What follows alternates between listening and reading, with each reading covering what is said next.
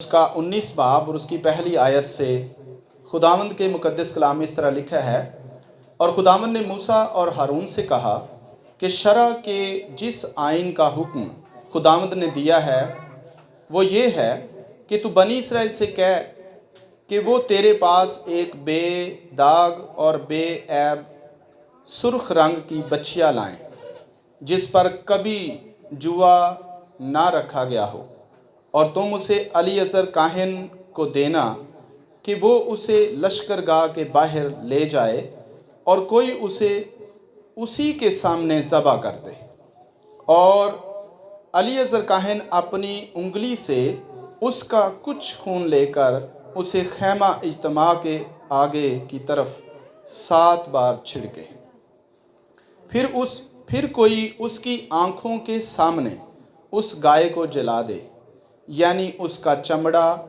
اور گوشت اور خون اور گوبر ان سب کو وہ جلائیں۔ پھر کاہن دیودار کی لکڑی اور صوفہ اور سرخ کپڑا لے کر اس آگ میں جس میں گائے جلتی ہو ڈال دے، تب کاہن اپنے کپڑے دھوئے اور پانی سے غسل کرے، اس کے بعد وہ لشکرگاہ کے اندر آئے، پھر بھی کاہن شام تک ناپاک رہے گا، اور جو اس گائے کو جلائے وہ بھی اپنے کپڑے پانی سے دھوئے اور پانی سے غسل کرے، وہ بھی شام تک ناپاک رہے گا۔ اور کوئی پاک شخص اس گائے کی راکھ کو بٹورے اور اسے لشکرگاہ کے باہر کسی پاک جگہ میں دھر دے، یہ بنی اسرائیل کی جماعت کے لیے ناپاکی دور کرنے کے پانی کے لیے رکھی رہے، کیونکہ یہ خطا کی قربانی ہے۔ اور جو اس گائے کی راکھ کو بٹورے وہ بھی اپنے کپڑے دھوئے اور وہ بھی شام تک ناپاک رہے گا، اور یہ بنی اسرائیل کے ان پردیسیوں کے لیے جو ان میں بود و باش کرتے ہیں ایک دائمی آئین ہوگا۔ آمین، ہاللیلویہ۔ میرے عزیزو، ہم جس پہ بات کرنا چاہ رہے ہیں آج، جس چیز پہ، وہ ہے سرخ رنگ کی بچھیا۔ آپ نے دیکھا ہوگا یہ آج کل بہت زیادہ اس پہ بات ہو رہی ہے، اور میں آپ کو بتانا چاہ رہا ہوں کہ اب دنیا کس طرف جا رہی ہے۔ میں یہ چاہتا ہوں کہ آپ اسے غور سے سنیں، یہ ہمارے لیے اس کو سمجھنا، اس کو جاننا بہت اہم ہے، بہت ضروری ہے۔ اس گائے کے لیے جو یہاں پر لال رنگ کی بچھیا بتائی گئی ہے، عبرانی میں اس کو پارا بولا جاتا ہے اور انگریزی میں ہیفر بولا جاتا ہے، اور اس کا ترجمہ ہے ینگ کاؤ، یعنی سرخ رنگ کی ایک جوان بچھیا جس کی عمر غالباً 3 سال ہونی چاہیے۔ اور خدا نے بنی اسرائیل سے کہا کہ تم ایسا کرو کہ الیعزر کاہن کے پاس ایک گائے لے کے آؤ، اور اس گائے کو الیعزر کاہن کو دینا، اور وہ اس کو لشکرگاہ سے باہر لے جائے، اور پھر کوئی شخص اس گائے کو الیعزر کاہن کے سامنے ہی ذبح کرے، اور اس کا خون جو ہے اس میں سے کچھ خون لے کر خیمہ اجتماع پر، خیمہ اجتماع سے مراد وہ ہیکل ہے جو مقدس موسیٰ نے تمبو میں لگائی تھی، یعنی خیمے میں ہیکل تھی، تو اس خیمہ اجتماع کی طرف، اجتماع کا مطلب ہے جہاں پر بنی اسرائیل اکٹھے ہوتے تھے عبادت کے لیے، جیسے ہم یہاں پہ اکٹھے ہوتے ہیں، تو وہ اس خیمے میں عبادت کے لیے اکٹھے ہوتے تھے۔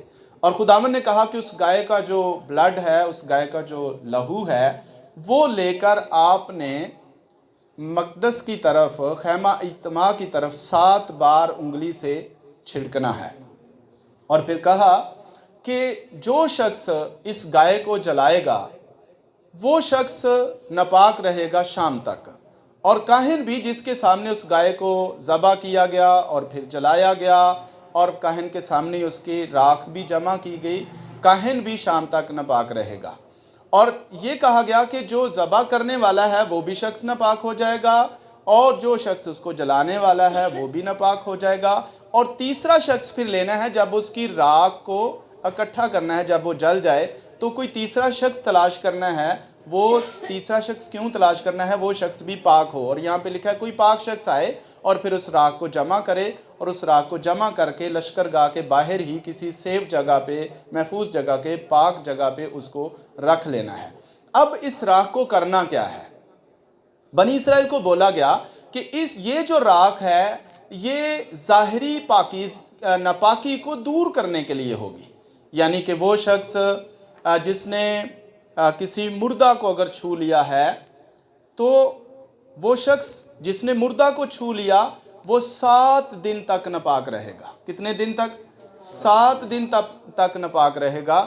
تو لہٰذا جب کوئی کسی مردہ کو چھو لے، جب کسی مردہ کی ہڈی کو چھو لے، جب کسی ناپاک چیز کو چھو لے گا، تو آپ لوگوں نے یہ کرنا ہے کہ وہ راکھ لینی ہے اور چلتا ہوا پانی لینا ہے۔ تو چلتے ہوئے پانی کو لے کر اس کے اندر راکھ ڈالنی ہے، اور پھر وہ جو پانی ہوگا اس پانی کو ان لوگوں کے اوپر چھڑکنا ہے جو کوئی ناپاک ہو جائے گا۔ کس دن چھڑکنا ہے یہ بھی بتایا گیا۔ ایک زوفہ لینا ہے، زوفے کو پانی میں ڈبونا ہے، اور تیسرے دن اس شخص پر چھڑکنا ہے جو ناپاک ہو گیا ہے۔ تیسرے دن جب اس کے اوپر چھڑکو گے تو وہ تیسرے دن پاک نہیں ہوگا، وہ 7ویں دن جا کر پاک ہو جائے گا، اور 7ویں دن پھر وہ نہائے گا، کپڑے دھوئے گا اور صاف کپڑے پہنے گا، اور وہ 7 دن بعد پاک ٹھہرے گا۔ اسی طرح جب ہم آگے بھی دیکھتے ہیں تو یہ لکھا ہوا ہے کہ اگر کسی ڈیرے کے اوپر کوئی شخص مر جائے تو وہ سارے ڈیرے کے لوگ سارے کے سارے ناپاک ہو جائیں گے، سارے کے سارے۔ اب کیا کرنا ہے؟ اب پھر اسی طرح ہی کرنا ہے، وہ راکھ لینی ہے، چلتا ہوا پانی لینا ہے اور زوفہ لینا ہے، زوفے کے اندر ڈبو کر اس سارے ڈیرے کے اوپر وہ پانی چھڑکنا ہے، اور ان لوگوں پر بھی پانی چھڑکنا ہے جہاں پر کسی کی ڈیتھ ہو گئی تھی، کوئی شخص مر گیا تھا۔ تو لہٰذا ان تمام زندگیوں کے اوپر پانی چھڑکنا ہے، اور ڈیرے کے اوپر بھی پانی چھڑکنا ہے، اور وہ بھی تیسرے دن چھڑکا جائے گا، اور 7ویں دن وہ لوگ جو ہیں اور وہ ڈیرہ جو ہے وہ پاک ہو جائے گا۔ یہ خدا نے بنی اسرائیل کے لیے قانون بنایا، اور خدا نے کہا کہ یہ قانون پردیسیوں کے لیے بھی ہوگا جو تمہارے بیچ میں ہے، اور یہ تمہارے لیے بھی ہوگا کہ تم پاک ہو سکو۔ بائبل میں خدا ہمیشہ پاکیزگی کو جو ہے ریکوائرڈ کرتا ہے۔ خدا چاہتا ہے کہ میرے لوگ جو ہیں وہ پاک رہیں، وہ مقدس رہیں۔ اس لیے بنی اسرائیل کو خدا نے یہ ایک آئین دیا، یہ ایک قانون دیا، یہ ایک شریعت دی، یہ حکم دیا کہ وہ ایک لال رنگ کی بچیا لے کر اس کو ذبح کریں، اور اس کو جب جلایا جا رہا ہو تو اس کے اندر ایک دیودار کی لکڑی بھی ڈال دینی ہے، اس کے اندر سرخ رنگ کا کپڑا بھی ڈال دینا ہے، اور زوفہ بھی ڈال دینا ہے، اور اس کو جلا دینا، اور اس کی راکھ کو سیو کر کے رکھ لینا ہے، اور یہ ناپاکی دور کرنے کے لیے راکھ ہوگی۔ اب اس چیز کو یا اس قربانی کو کیے ہوئے غالباً میرے خیال کے مطابق کوئی 3200 سال گزر گئے ہیں۔ یہ قربانی یہودی کرتے تھے، اور 3200 سال غالباً گزر گئے ہیں کہ اس کے بعد یہودیوں نے یہ قربانی نہیں کی ہے۔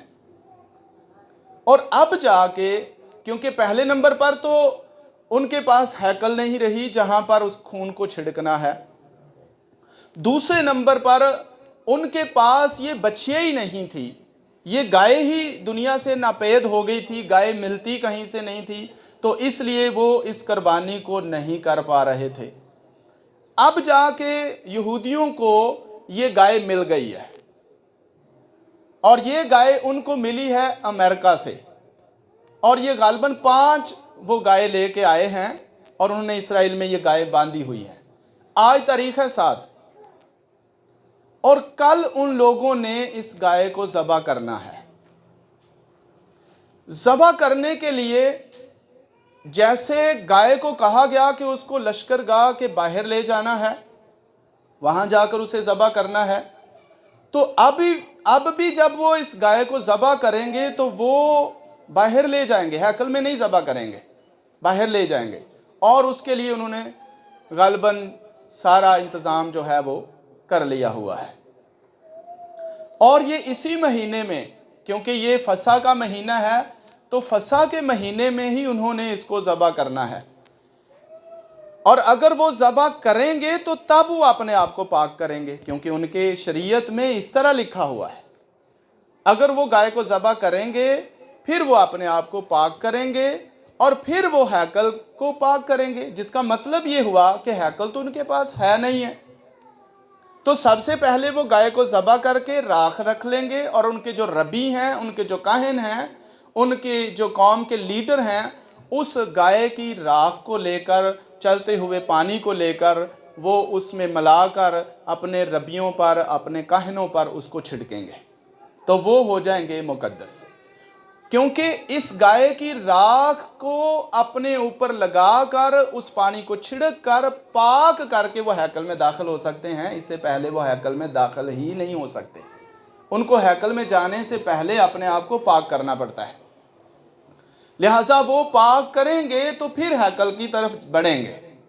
اب وہ چاہتے ہیں کہ ان کی ہیکل جو ہے وہ دوبارہ سے ری بلٹ ہو جائے، دوبارہ سے بنائی جائے۔ پہلی ہیکل سلیمان نے بنائی تھی، جو مقدس داؤد کا بیٹا تھا۔ اس نے جو ہیکل بنائی تھی وہ ہیکل تباہ کر دی گئی، وہ رومیوں نے ہیکل تباہ کر دی۔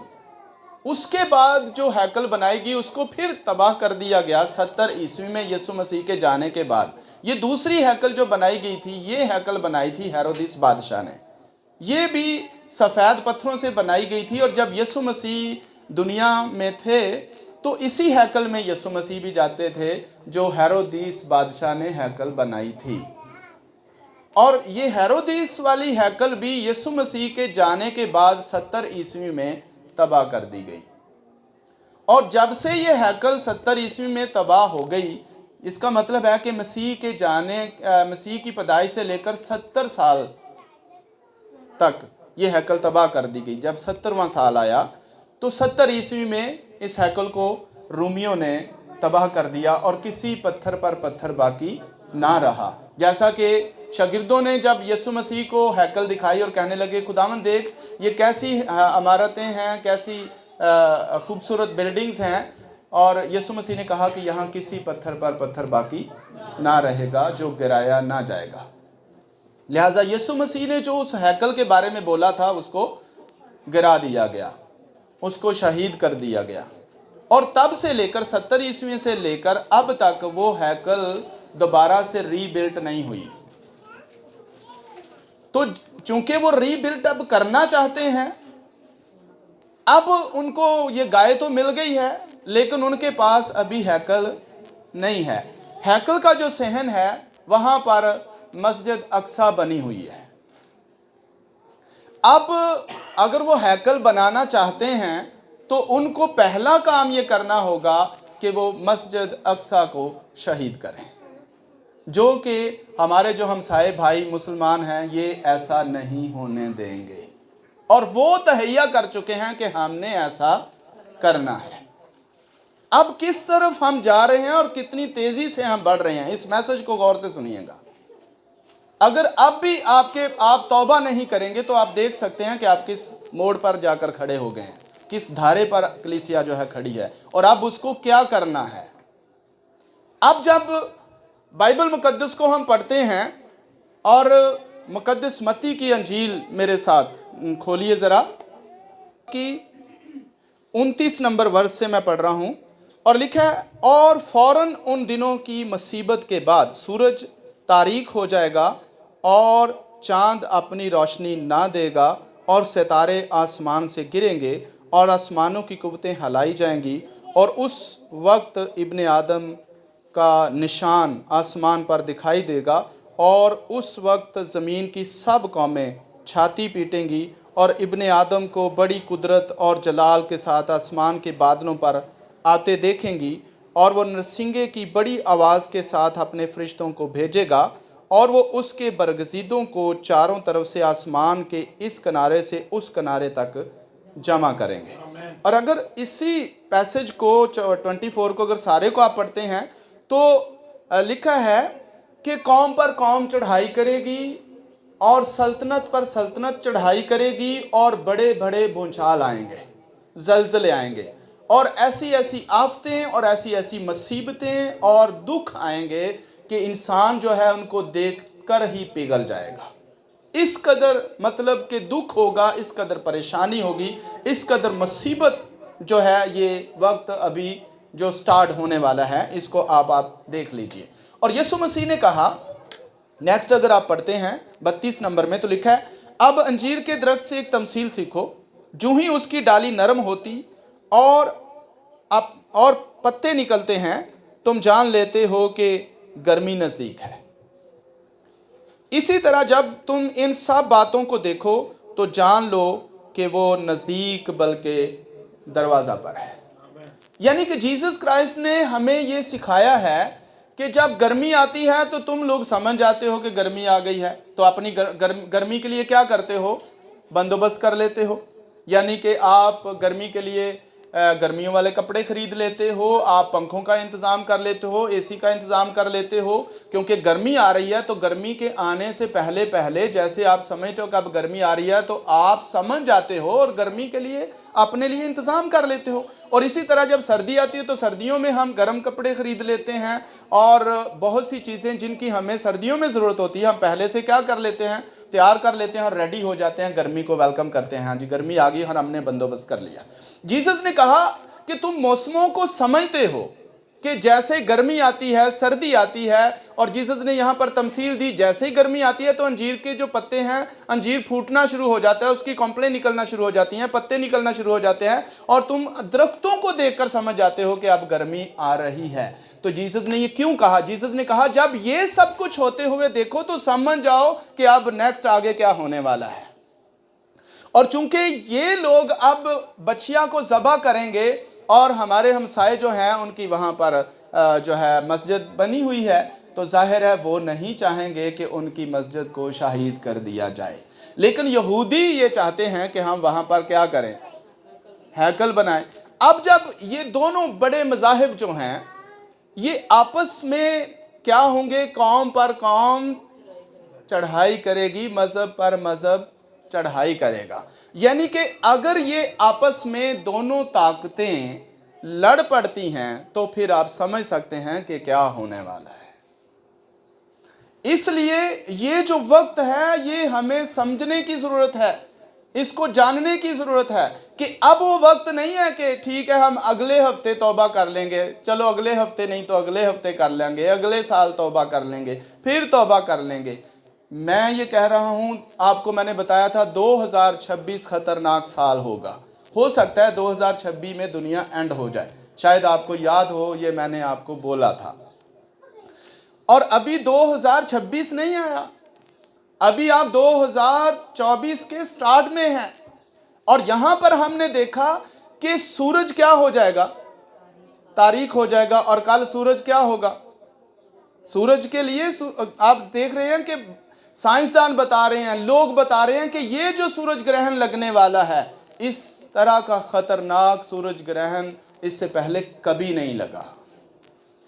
تو جیسس کرائسٹ نے یہ چیزیں پہلے ہی بتا دی ہیں، اور جو 23 یا 24 کو چاند گرہن لگنے والا ہے وہ اس کے لیے بھی کہا جاتا ہے کہ ایسا چاند گرہن کبھی پہلے نہیں آیا۔ اب بھی ہمیں سمجھ نہیں آ رہی کہ ہم کہاں پر ہیں، تو پھر ہمیں کب سمجھ آئے گی؟ ہمیں ان چیزوں کو سمجھنا چاہیے، اور جس نے کل توبہ کرنی ہے اس کو ضرورت ہے وہ آج توبہ کرے، کیونکہ کچھ بھی ہونے والا ہے، کچھ بھی ہو سکتا ہے۔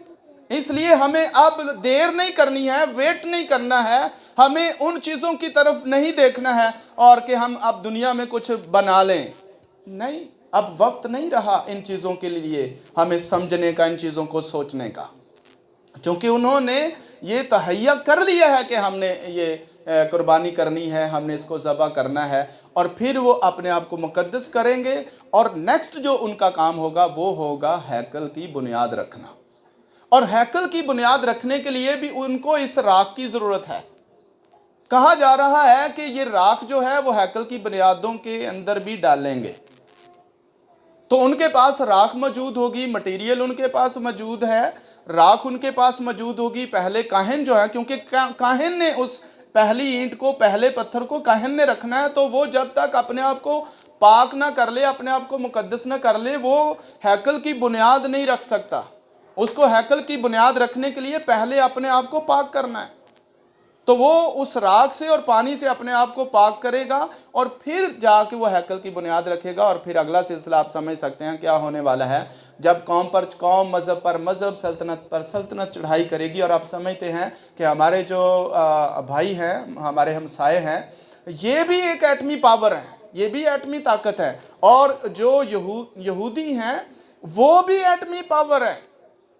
اور جب ان کے بیچ میں جنگ ہوگی تو پھر دنیا کا کیا حال ہو سکتا ہے؟ اور چونکہ آسمان بھی یہ ساری چیزیں بتا رہا ہے، آسمان کی طرف سے یہ سگنل آ رہے ہیں، سورج کی طرف سے، چاند کی طرف سے سگنل آ رہے ہیں، زمین کی طرف سے سگنل آ رہے ہیں کہ بھونچال آئیں گے اور کال پڑیں گے، اور قوم پر قوم سلطنت کرے، قوم پر قوم چڑھائی کرے گی، سلطنت پر سلطنت چڑھائی کرے گی، اور جنگیں ہوں گی، جنگ و جدل ہوگا، قتل و غارت ہوگی۔ بہت سے لوگ جو ہے، اور مکاشفہ کی کتاب اس کو بیان کرتی ہے کہ سورج جو ہے اس وقت کیا ہوگا، سورج جو ہے خون ہو جائے گا، چاند خون بن جائے گا، اور زمین کے انتہائی زمین جل جائے گی۔ انتہائی زمین کس سے جل جائے گی؟ انتہائی زمین جلے گی جب یہ بم بلاسٹنگ ہوگی، ایٹم چلیں گے۔ تو ایٹم کا اثر یہ نہیں ہے کہ بس انہی علاقوں میں رہے گا، نہیں، تو ہر جگہ ایٹم چلیں گے، ہر جگہ بم بلاسٹنگ ہوگی، ہر جگہ بھونچال آئیں گے، ہر جگہ پر قتل و غارت ہوگی، ہر جگہ پر قوم چڑھائی کرے گی، ہر ایک مذہب دوسرے مذہب کے خلاف ہوگا، ہر کوئی ایک دوسرے کو، اگر وہ نہیں مارے گا دوسرا مارے گا تو کیا ہوگا؟ سب ایک دوسرے کے خلاف ہوں گے، سب ماریں گے ایک دوسرے کو، اور بیچ میں رہ جائیں گے کرسچن جو نہ جنگ کر سکتے ہیں، نہ کسی کو مار سکتے ہیں، یہ ویسے ہی پس جائیں گے۔ اب ہمیں سوچنا ہے کہ یہ جو نیکسٹ وقت آنے والا ہے، اور یہ بلکہ سٹارٹ ہو گیا کل سے یہ سٹارٹ ہو گیا، اس کو جانیے اور سچی توبہ کیجئے، خداوند کے ساتھ جڑیے، پرستش میں وقت گزاریے، خدا کی حضوری میں وقت گزاریے، اور پھر جا کے ہم مضبوط رہ سکتے ہیں، خداوند میں قائم رہ سکتے ہیں۔ اور میں نے یہ دیکھا، کسی نے یہ بھی کہا کہ 2024 سے 25 تک بھی کوئی انتظامات بھی ہونے چاہیے ہمارے پاس کھانے پینے کے، کیونکہ جب یہ سب کچھ ہو جائے گا تو پھر ہمیں زندہ رہنے کے لیے کچھ کرنے کی بھی ضرورت ہے۔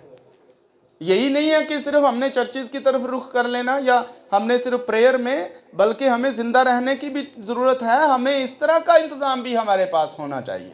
کلیسیا کو یہ بھی اویئرنس ہونی چاہیے کہ انہوں نے زندہ بھی رہنا ہے، اور خدا کی پرستش کرنی ہے، حمد بھی کرنی ہے، اور خدا کے ساتھ جڑنا ہے۔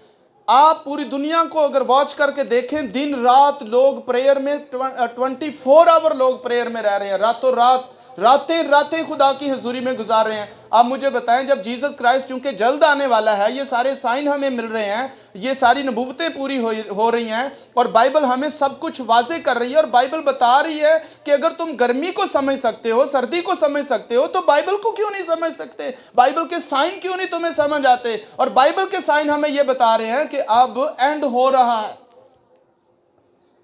اب فنش ہو رہی ہے دنیا، ختم ہو رہی ہے دنیا۔ تو ہم کیا سوتے رہیں گے؟ ابھی بھی ہمیں ضرورت ہے کہ ہم راتوں کو خدا کی حضوری میں وقت گزاریں، سوئیں نہیں۔ بہت سو لیا، بہت ہم نے مزے کر لیے، بہت کچھ ہم نے کیا دنیا میں رہتے ہوئے، لیکن اب وقت ہے کہ ہم ہوش میں آئیں، اب وقت ہے کہ ہم جاگیں، اور جاگنے کی ضرورت ہے۔ اس لیے زیادہ سے زیادہ کلام مقدس کو پڑھیں۔ جو شخص بائبل کو نہیں پڑھتا اس کو کیا پتا کہ کیا ہونے والا ہے؟ اور یہ چونکہ یہ چیزیں ابھی جو ہیں یہ سٹارٹ ہو رہی ہیں، اور یہ بڑھتی چلی جائیں گی۔ کون ہے جو کہے گا بھئی ہمارا جو چرچ ہے وہ اس کو گرا دیا جائے؟ ہم چاہتے ہیں کوئی ہمارا چرچ گرا جائے؟ نہیں چاہتے۔ تو کوئی قوم بھی نہیں چاہتی کہ ان کے عبادت خانے گرائے جائیں، کوئی بھی نہیں چاہے گا۔ سب بھڑک جائیں گے، سب نکلیں گے باہر، اور پھر کیا ہوگا؟ جنگ و جدل ہوگا، اور یہ آغاز ہو چکا ہے۔ اس لیے میرے عزیزو، اپنے آپ کو بائبل کے مطابق دیکھیں، واچ کریں کہ آپ کہاں پر ہیں، آپ کو جاگنے کی ضرورت ہے۔ اور اب رہی اس بچیا کے بارے میں کہ اس کی راکھ کیا ہمیں بھی لگانی چاہیے؟ یا اس کی راکھ کی ہمیں بھی ضرورت ہے؟ نہیں، ہمیں اس بچیا کی ضرورت نہیں ہے، ہمیں اس راکھ کی ضرورت نہیں ہے، ہمیں زوفے کی ضرورت نہیں ہے، ہمارے اوپر پانی کے چھڑکاؤ کی ضرورت نہیں ہے۔ کیوں نہیں ضرورت؟ کیونکہ یسوع مسیح نے کامل قربانی گزران کر ہم سب کو ان تمام ناپاکیوں سے پاک کر دیا ہے۔ میرے ساتھ حوالہ نکالیں، اس کا 9واں باب،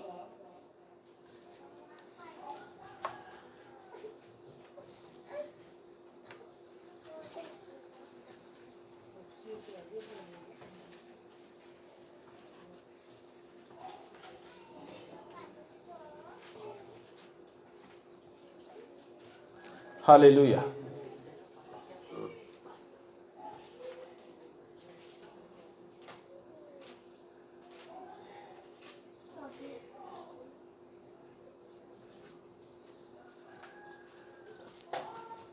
جی، 9ویں باب کی 11ویں آیت میں لکھا ہے، عبرانیوں 9واں باب اور اس کی 11 آیت سے ہم پڑھ رہے ہیں، لکھا ہے، لیکن جب مسیح آئندہ کی اچھی چیزوں کا سردار ہو کر آیا تو اس بزرگ تر اور کامل تر خیمہ کی راہ سے جو ہاتھوں کا بنا ہوا یعنی اس دنیا کا نہیں، اور بکروں اور بچھڑوں کا خون لے کر نہیں بلکہ اپنا ہی خون لے کر پاک مکان میں ایک ہی بار داخل ہو گیا اور ابدی خلاصی کرائی ان تمام چیزوں سے۔ اور 13ویں آیت میں لکھا ہے، کیونکہ جب بکروں اور بیلوں کے خون اور گائے کی راکھ، جس کے بارے میں ہم گنتی میں پڑھ آئے ہیں، جس کے بارے ہم بات کر رہے ہیں، تو لکھا ہے کہ جب بکروں اور بیلوں کے خون اور گائے کی راکھ ناپاکوں پر چھڑکے جانے سے ظاہری پاکیزگی ہوتی تھی۔ کیا ملتی تھی؟ ظاہری پاکیزگی۔ اس گائے کی راکھ سے ظاہری پاکیزگی ملتی تھی، جو اپنے اوپر لگاتے تھے یا پانی کے ساتھ مکس کر کے اوپر چھڑکاؤ کرتے تھے، تو اس سے ظاہری پاکیزگی ملتی تھی، لیکن اندر سے کوئی پاکیزگی نہیں ہوتی تھی۔ جو یہودی ہوتے تھے وہ ظاہری پاکیزگی ان کے اوپر آتی تھی، وہ اوپر سے سیٹسفیکشن لیتے ہیں کہ ہمارا بدن پاک ہو گیا، ہمارا جسم پاک ہو گیا، ہمارے کپڑے پاک ہو گئے، ہم مقدس ہو گئے، ہم پاک ہو گئے، لیکن وہ اندرونی پاکیزگی نہیں بخشتی تھی۔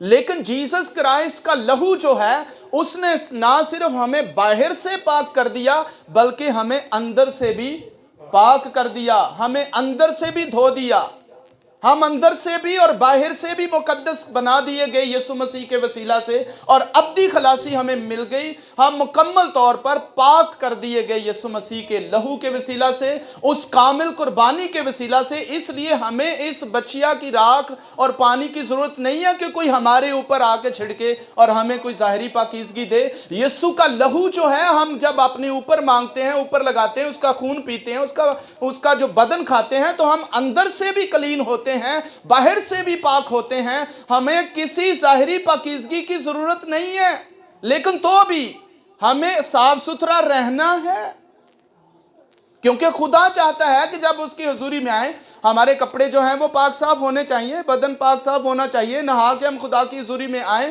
کپڑے چینج کر کے آئیں، صاف ستھرے ہو کے آئیں۔ اس کا مطلب یہ نہیں ہے کہ ہمیں اس راکھ کی ضرورت ہے ان تمام چیزوں کو پاک اور صاف کرنے کے لیے، نہیں۔ ہمیں جیسس کے بلڈ سے، جیسس کے خون سے ہمیں پاکیزگی ملتی ہے۔ اور 13ویں آیت سے ہم پھر پڑھ رہے ہیں، لکھا ہے، کیونکہ جب بکروں اور بیلوں کے خون اور گائے کی راکھ ناپاکوں پر چھڑکے جانے سے ظاہری پاکیزگی حاصل ہوتی ہے، تو مسیح کا خون، جس نے اپنے آپ کو ازلی روح کے وسیلہ سے خدا کے سامنے بے عیب قربان کر دیا، تمہارے دلوں کو مردہ کاموں سے کیوں ناپاک کرے گا تاکہ زندہ خدا کی عبادت کریں۔ ہالےلویا۔ تو اس کا لہو جو ہے وہ ہمیں مکمل طور پر پاک کرتا ہے، اور آگے لکھا ہے تاکہ زندہ خدا کی عبادت کریں۔ میرے عزیزو، جب تک ہم کلین نہیں ہو جاتے، جب تک ہم پاک نہیں ہو جاتے، ہم زندہ خدا کی عبادت کرنے کے قابل بھی نہیں ہیں۔ پر پاک ہونے کے لیے، مقدس ہونے کے لیے یہاں پہ لکھا ہے کہ اس کا لہو جو ہے وہ ہمیں مکمل طور پر پاک کرتا ہے تاکہ زندہ خدا کی عبادت کرنے کے قابل ہوں۔ آمین۔ تو زندہ خدا کی عبادت کرنے کے لائق وہ لوگ ہیں جنہوں نے یسوع کو قبول کیا، اور توبہ کی اور بپتسمہ لیا اور یسوع کے ساتھ جڑ گئے اور اب یسوع کا لہو ان کو مقدس کرتا ہے، تب وہ عبادت کرنے کے قابل ہوئے ہیں۔ آمین۔ کیونکہ عبادت کرنے کے لیے کاہنوں کو کیا کرنا پڑتا تھا؟ پہلے اپنے آپ کو پاک کرنا پڑتا تھا اور پھر وہ ہیکل کے اندر جا کر عبادت کر سکتے تھے۔ اگر وہ اپنے آپ کو پاک نہیں کرتے تھے تو عبادت کے لیے ہیکل کے اندر انٹر نہیں ہو سکتے تھے۔ اب آپ بھی جو عبادت کے لیے انٹر ہوتے ہیں تو آپ کو بھی ان چیزوں کی ضرورت ہے۔ کن چیزوں کی ضرورت ہے؟ یسوع کو قبول کرنے، یسوع کے لہو کی ضرورت ہے کہ یسوع کے خون سے ہم مقدس اور پاک ٹھہرتے ہیں تاکہ زندہ خدا کی عبادت کریں۔ بہت سے لوگ اس چیز کو سمجھتے ہی نہیں ہیں، وہ کہتے ہیں بس چرچ جانا ہے۔ نہیں، چرچ نہیں جانا، بائبل جو کچھ کہتی ہے وہ کرنا ہے۔ بائبل کہتی ہے اگر یسوع کو قبول کرو گے، اس قربانی کو قبول کرو گے، یسوع کا لہو اپنے اوپر مانگو گے، تب تم عبادت کرنے کے قابل ہو گئے۔ اگر تم یسوع کو قبول نہیں کرتے، توبہ نہیں کرتے، تمہاری عبادتیں بے فائدہ، تمہارا آنا بے فائدہ، تمہارا جمع ہونا بے فائدہ۔ اگر تم توبہ نہیں کرتے، یسوع کے خون کو قبول نہیں کرتے، کفارے کو نہیں مانتے، قربانی کو نہیں مانتے، جیسس کرائسٹ کے بلڈ کو، ہمیشہ کی زندگی جو اس نے دی ہے، ہمارے اندر سے ساری ناپاکیوں کو دور کیا، اگر ہم یسوع مسیح کے لہو کو اپنے اوپر نہیں مانگتے اور کفارے کو ہم قبول نہیں کرتے تو ہم بھی عبادت کے قابل نہیں ہیں، کیونکہ یسوع کا لہو جو ہے وہ ہمیں عبادت کرنے کے قابل بناتا ہے۔ یسوع کا خون اپنے اوپر مانگنا ضروری ہے، توبہ کرنا ضروری ہے، بیپٹائز ضروری ہے، جیسس کے کفارے کو مانگنا، اس کی قربانی کو قبول کرنا جو ہے یہ ضروری ہے، اور اس کے لہو کو اپنے اوپر مانگتے رہنا۔ جب آپ کیونکہ جب بھی ان کو ضرورت پڑتی تھی راکھ کی اور وہ اپنے اوپر لگاتے اور پاک ہوتے تھے، لیکن ہمیں ایوری ٹائم جیسس کے بلڈ میں رہنے کی ضرورت ہے تاکہ ہمیشہ ہم مقدس رہیں، تاکہ ہمیشہ پاک رہیں اور ہر جگہ پر ہم عبادت کرنے کے قابل رہیں۔ آمین۔ نیکسٹ دیکھیے 13ویں آیت سے پھر ہم پڑھ رہے ہیں، لکھا ہے تو مسیح کا 14ویں آیت سے، تو مسیح کا خون جس نے اپنے آپ کو ازلی روح کے وسیلہ سے، ازلی روح کے سے کیا مراد ہے؟ مسیح ازل سے ہے۔ آمین۔ ازل سے ذبح کیا ہوا برہ، وہ ازلی برہ ہے، وہ خدا ہے۔ اس نے اپنے آپ کو ازلی روح کے وسیلہ سے خدا کے سامنے بے عیب قربان کر دیا۔ اس میں جس طرح بچیا بے عیب، اور اسی طرح یسوع مسیح بے عیب قربان کر دیا کہ تمہارے دلوں کو مردہ کاموں سے کیا کرے؟ پاک کرے۔ مردہ کام کیا ہے؟ مردہ کام جتنے ناپاکی کے کام ہیں وہ مردہ کام ہیں۔ جتنے ناپاکی کے کام ہیں، جھوٹ بولنا، فریب دینا، فریب کھانا، رشوت لینا اور چوری کرنا، کسی کے خلاف باتیں کرنا، عیب جوئی کرنا، یہ ساری چیزیں، زناکاری، حرام کاری، بدکاری، خون ریزی اور غلط سوچیں، غلط خیالات، یہ سب ناپاک اور مردہ کام ہیں۔ پر یسوع کا لہو ہمیں ان تمام مردہ کاموں سے پاک کرتا ہے۔ پر پاک کس کو کرے گا؟ جو اس کو قبول کرے گا، اس میں پیدا ہوگا، یسوع مسیح میں جو ایمان لائے گا، بپتسمہ لے گا، اس میں پیدا ہوگا، پھر وہ یسوع کی قربانی کو قبول کرے گا، وہ ان مردہ کاموں سے مقدس ہوگا اور وہی عبادت کے لائق بھی ٹھہرے گا۔ اور 15ویں آیت میں لکھا ہے اسی سبب سے وہ نئے عہد کا درمیانی ہے۔ ہاللیلویہ۔ یسوع مسیح کے وسیلہ سے ہمارا خدا کے ساتھ ایک نیا عہد باندھا گیا ہے۔ اب یہ نہیں ہے کہ وہ پرانا عہد جس پر گائے کی راکھ ڈالی جاتی ہے ہم اسی کو ہی مانیں، نہیں، ہمارے ساتھ ایک نیا عہد باندھا گیا ہے، اور وہ نیا عہد نامہ ہے جس کو ہم نے فالو کرنا ہے۔ ان چیزوں کو سمجھنے کی کوشش کریں۔ آج بھی بہت سے لوگ راکھ لگوانے چلے جاتے ہیں، کیوں سمجھ نہیں آتی کہ ہمارا وہ عہد نہیں ہے، ہم اس عہد میں نہیں ہیں، وہ عہد عکس ہے، بائبل بیان کرتی ہے، اور عکس ہمیشہ اصل نہیں ہوتا، عکس ہوتا ہے اور اصل ہوتا ہے۔ ہمیں عکس کے پیچھے نہیں جانا، ہمیں اصل کے پیچھے جانا ہے، اور اصل میں جیسس کرائسٹ جو ہے ساری دنیا کے لیے نجات کا سبب اور وسیلہ ہے، اور وہ سب کے لیے قربان ہوا ہے، اور اسی سبب سے وہ نئے عہد کا درمیانی ہے تاکہ اس موت کے وسیلہ سے جو پہلے عہد کے وقت موت पहले अहद के वक्त के कसूरों की मुआफ़ी के लिए हुई है। यीशु मसीह ने अपने आप को कुर्बान किया, जो पहले अहद के वक्त कसूर हुए उनके लिए भी, और जो मौजूद हैं उनके लिए भी, और जो चले गए उनके लिए भी यीशु मसीह ने अपने आप को कुर्बान किया। जो पहले अहद के वक्त के कसूरों की मुआफ़ी के लिए हुई है, बुलाए हुए लोग वादा के मुताबिक अब्दी मिरास को हासिल करें। खुदावंद फरमाता है, जो अहद मैं उन दिनों के बाद उनसे बांधूंगा वो ये है कि मैं अपने कानून उनके दिलों पर लिखूंगा और उनके जहन में डालूंगा। फिर वो कहता है कि उनके गुनाहों और बेदीनियों को फिर कभी याद ना करूंगा। हालेलुया। खुदा कहता है कि मैं उनकी बेदीनियों पर रहम करूंगा, मैं उनके गुनाहों पर रहम करूंगा और उनके गुनाहों को फिर कभी याद ना करूंगा। और आगे लिखा है, जब इनकी मुआफ़ी हो गई है, आमीन, इन गुनाहों की मुआफ़ी हो गई है तो फिर गुनाह की कुर्बानी नहीं रही। हालेलुया। गुनाह की कुर्बानी जीसस क्राइस्ट ने दी है, और बाइबल में लिखा उसके बेटा होगा और तू उसका नाम यीशु रखना, और वही उनको उनके गुनाहों से नजात देगा। और जीसस क्राइस्ट ने अपने आप को कुर्बान करके, अपने लहू को बहा करके सारी दुनिया के लिए गुनाहों की नजात का बंदोबस्त कर दिया है। अब जो भी कोई यीशु मसीह को कबूल करता है, हमेशा की ज़िंदगी उसकी है। आमीन। तो अब मेरे अजीज़ों, क्या हमें करने की ज़रूरत है? हमें इन चीज़ों को समझना चाहिए कि अब वो वक्त तैयार हो गया है, अब वो वक्त जो है वो आ गया है कि हम खुदावंद के साथ सही तौर पर जुड़ सकें। और यहाँ पर जब ज़लज़ले आएंगे तो क्या हाल होने वाला है? अगर आप देखें दुनिया के ऊपर जहाँ जहाँ ज़लज़ले आते हैं, और जिन भूचाल की बात जीसस क्राइस्ट कर रहे हैं, ये ऐसे ज़लज़ले नहीं हैं, ये तबाही मचा देंगे। और जिन बातों की नबूवत जीसस क्राइस्ट ने की है कि कौम पर कौम चढ़ाई करेगी, ये हमने नज़ारा देखा नहीं है। अभी हम सिर्फ सुन रहे हैं और सुन सुन के सुन हो गए हैं। अभी हमें पता नहीं है कि क्या होने वाला है। अभी सिर्फ हमने थोड़ी थोड़ी झलक देखी। मणिपुर में देखा क्या हो रहा है, क्या हुआ, फैसलाबाद में क्या हुआ, शांति नगर में क्या हुआ, ये हमने सिर्फ सुना है, हमारे बीच में हुआ नहीं है। पर जीसस ने जो बातें कही हैं वो सिर्फ एक दो जगह पर नहीं है, पूरी दुनिया में ये होने वाला है।